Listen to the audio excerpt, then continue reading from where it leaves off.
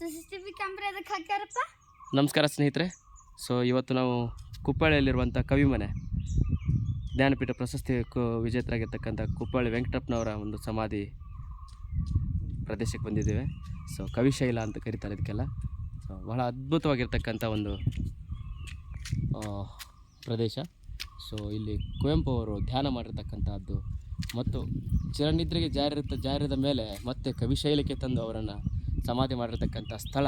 So ಇದು ಜೀವನದಲ್ಲಿ ಒಂದಾದರೂ ಒಂದು ಸಾರಿ ನಾವು ಭೇಟಿಯಾಗಿ ಈ ಕವಿಶೈಲಕ್ಕೆ ಬಂದು ಈ ಕುವೆಂಪು ಅವರ ದರ್ಶನವನ್ನು ಮಾಡಿದರೆ ಸೊ ಜೀವನ ಸಾರ್ಥಕ. ಅವರು ಅನುಭವಿಸಿರ್ತಕ್ಕಂಥ ಈ ಶಾಂತಿಯ ಒಂದು ಚಿಂತನೆ ಮತ್ತು ವಿಶ್ವಚೇತನದ ಒಂದು ಚಿಂತನೆ ಅದ್ಭುತವಾಗಿರ್ತಕ್ಕಂಥ ಒಂದು ಜಗತ್ತಿಗೆ ಕೊಟ್ಟಿರ್ತಕ್ಕಂಥ ಕೊಡುಗೆ.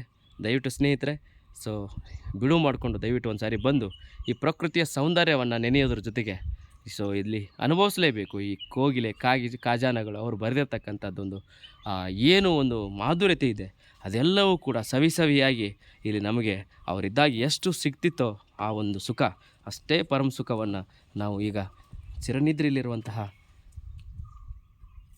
ಮಹಾನ್ ಕವಿಗಳು ಕುವೆಂಪು ಅವರ ಒಂದು ಮಡಿಲಲ್ಲಿ ನಿಂತ್ಕೊಂಡು ಅಥವಾ ಕೂತ್ಕೊಂಡು ನಾವು ಸವಿಬೋದು. ನಮಸ್ಕಾರ.